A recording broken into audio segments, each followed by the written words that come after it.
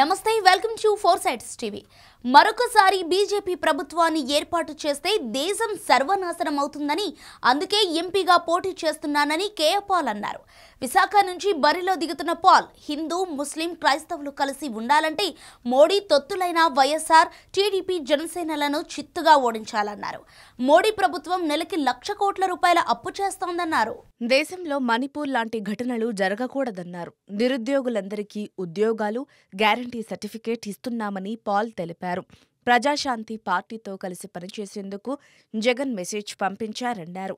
జగన్ వారం రోజుల్లో కలవాలని, ప్రజాశాంతితో కలవకపోతే జగన్ 50 సీట్లు కూడా గెలవలేడని కేఏ పాల్ షాకింగ్ కామెంట్లు చేశారు.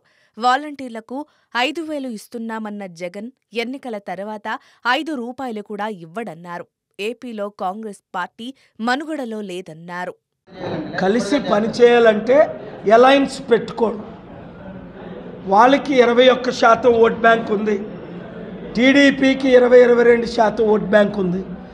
మీరు ఇప్పుడు TV5, NTV, ABN, TV9 సర్వేలు తీసుకోండి, మీ సర్వేలు చేయండి. 10లో 5-6 మంది నన్ను కోరుకుంటున్నారా లేదా? మీరే. బాబు, 10 లక్షల కోట్లు అప్పు చేసిన జగన్మోహన్ రెడ్డి, చంద్రబాబు నాయుడు మరలా కావాలా?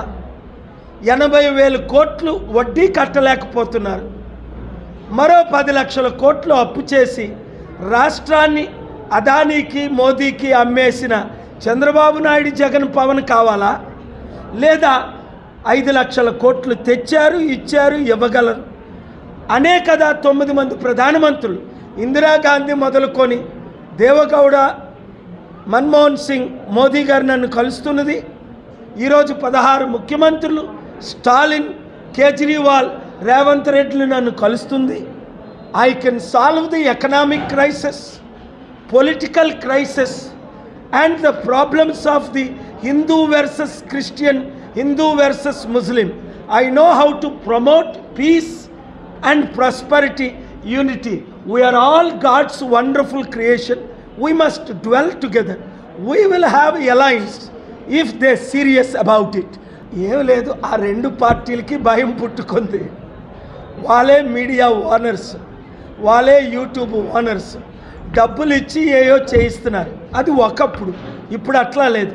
మీరు ట్రెండ్ చూడండి, ట్రెండ్ మారిపోయి ఒకప్పుడు 2014లో మోదీ వేవ్, ఇప్పుడు పాల్ వేవ్ ఉంది. అది మీకు తెలిసిపోయింది. ఇంకా నేను పూర్తిగా ప్రతి గ్రామం తిరగక ముందే ఎలాగుంది అంటే, ఈ 60 రోజుల్లో ఇంకా తిరిగిన తర్వాత ఎలాగుంటుంది. అభివృద్ధి ఎవరు చేయగలరు? అప్పులు ఎవరు తీర్చగలరు? కంపెనీలు ఎవరు తేగలరు? ఉద్యోగాలు ఎవరు ఇవ్వగలరు?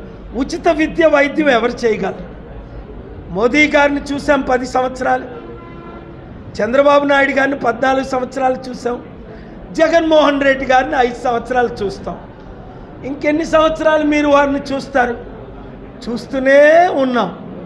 వాళ్ళు నాశనం చేస్తూనే ఉన్నారు, మనం అభివృద్ధి చేస్తూనే ఉన్నాం.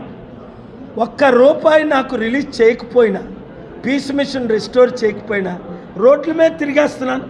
ఒకప్పుడు 747లో హెలికాప్టర్లో తిరిగినోని నన్ను తక్కువ అంచనా వేసుకున్నారు. ఇంత మహానుభావుడు, ప్రపంచ శాంతి దూత రోడ్ల మీద తిరుగుతాడా? అరే, అంబేద్కరే కాళ్ళతో మంత్రి పదవిని తన్నేసి బయటకు వచ్చేసాడే, గాంధీయే ప్రాణం పెట్టాడే,